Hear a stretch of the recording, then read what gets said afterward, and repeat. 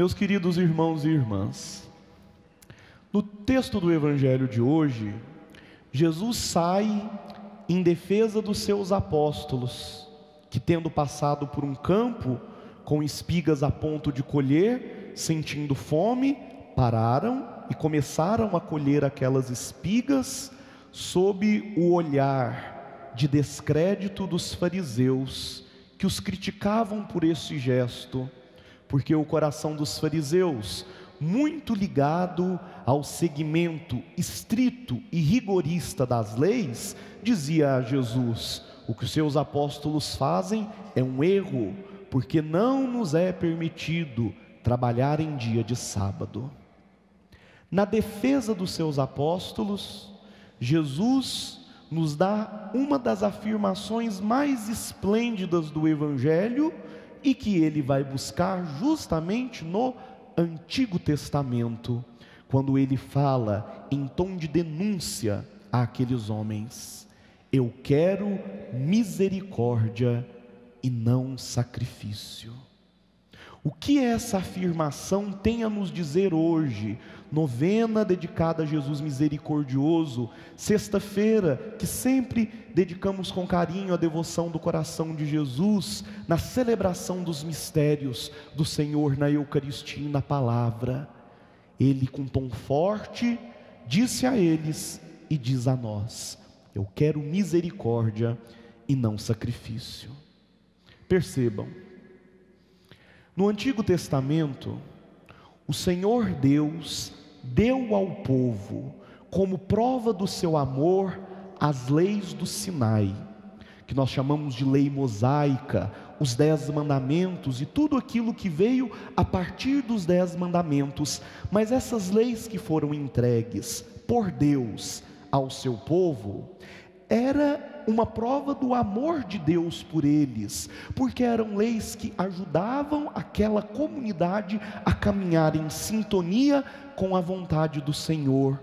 Lei não é ruim, e as leis de Deus, elas foram apresentadas de uma forma muito pedagógica, para cuidar dos pequenos, para ensinar todas as pessoas a amarem a Deus sobre todas as coisas, a reconhecer a presença do outro, a dignidade do Senhor, a importância da verdade. Então as leis, elas foram apresentadas a Deus no Sinai, não como uma imposição, muito pelo contrário.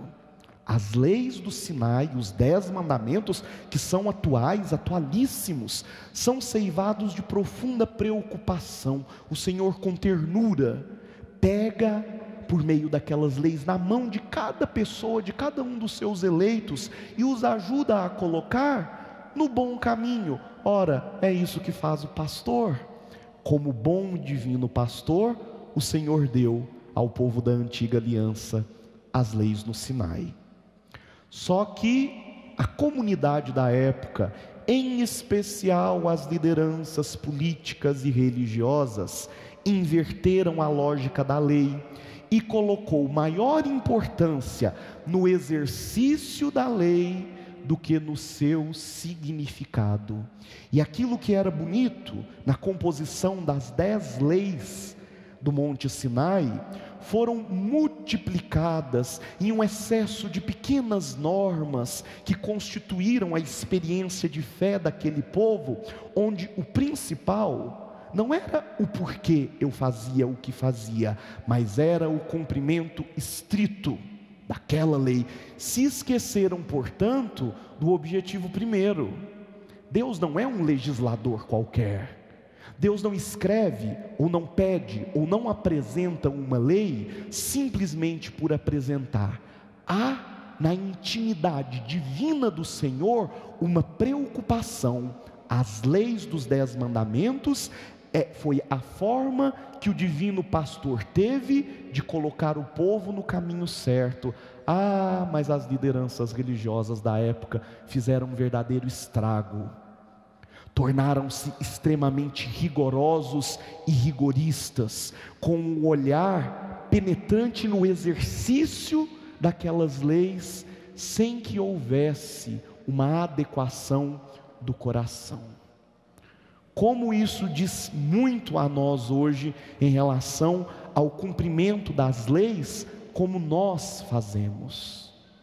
Porque para Deus, o mais importante não é o exercício daquilo que está no papel, mas as motivações com as quais eu faço. Por isso que aquelas leis amorosas acabaram se transformando numa sequência de sacrifícios. O que era o sacrifício?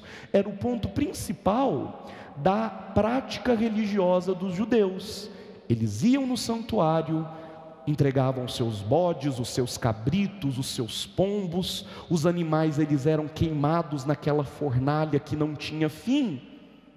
Só que ninguém sabia por que estava fazendo aquilo. E o povo esqueceu-se que o que deveria ser inflamado não era a carne dos animais em holocausto, mas é aquilo que Jesus nos apresenta inflamado em seu peito, que é o coração humano. Então Jesus vem colocar a prioridade certa nas coisas, e ao dizer, eu quero misericórdia, eu não quero sacrifício, ele vem dizer, vem confirmar que de nada adianta uma fornalha interminável dos animais colocados em holocausto, se o nosso coração misericordioso não se inflama de amor. Essa é a experiência da misericórdia. Ora, e não é curioso que nós depositamos simbolicamente no coração a fonte da misericórdia, e o coração de Jesus é um coração que arde porque consome nele o verdadeiro sacrifício, o derradeiro sacrifício, a experiência de amor de Deus para com cada um de nós.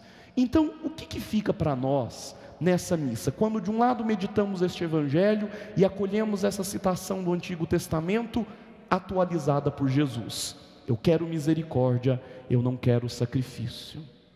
É entender que todas as nossas práticas religiosas, elas são importantes, necessárias, como é saudável o Santo Terço, como é bom participar da Eucaristia, se diária, Deus seja bendito e louvado, mas principalmente a Eucaristia dominical, as nossas práticas novenas, tudo aquilo que faz parte da nossa fé religiosa tem uma importância muito grande, mas precisa de ser antecedido pelo coração inflamado de amor. Só que nós somos frágeis, somos pequenos, e Deus entende isso. Então eu quero fazer um convite a você, meu irmão, e eu vou participar junto da comunidade desse momento.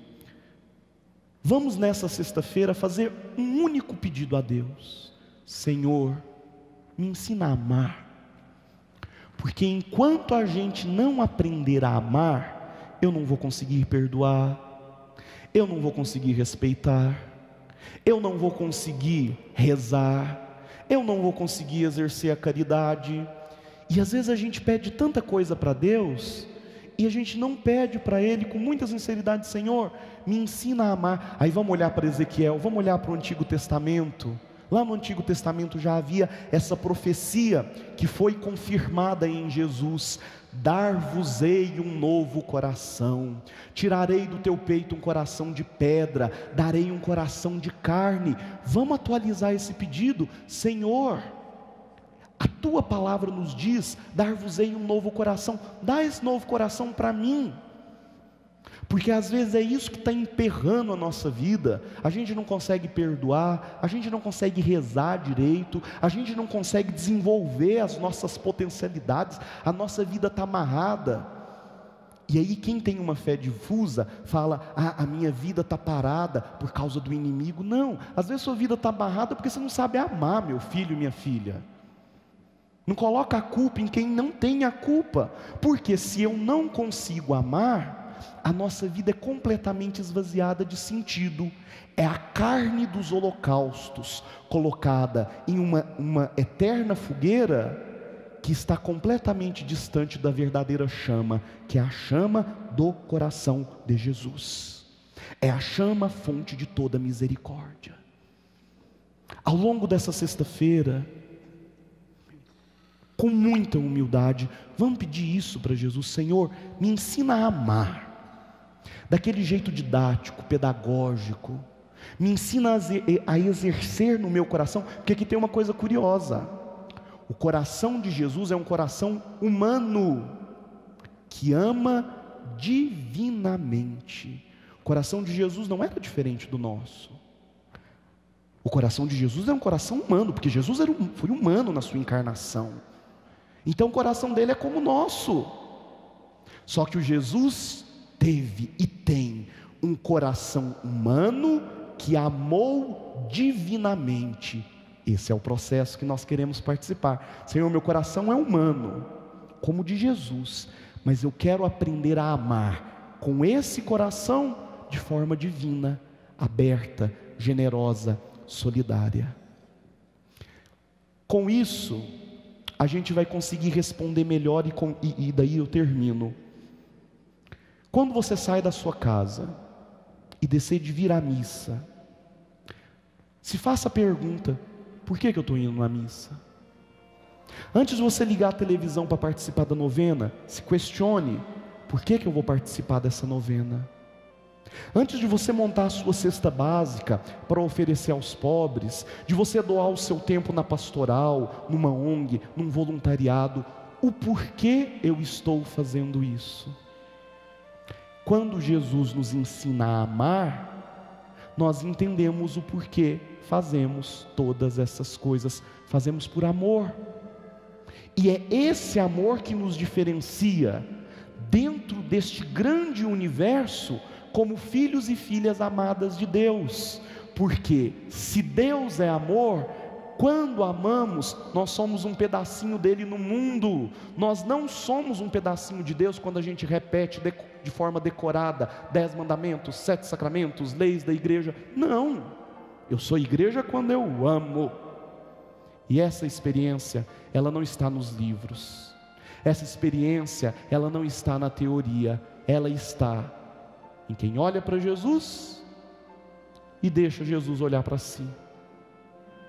Quem apresenta o seu coração para Jesus e permite deixar o próprio coração inflamar nessa que é a única chama que jamais se apaga, nos garante a salvação e nos faz pessoas verdadeiramente felizes.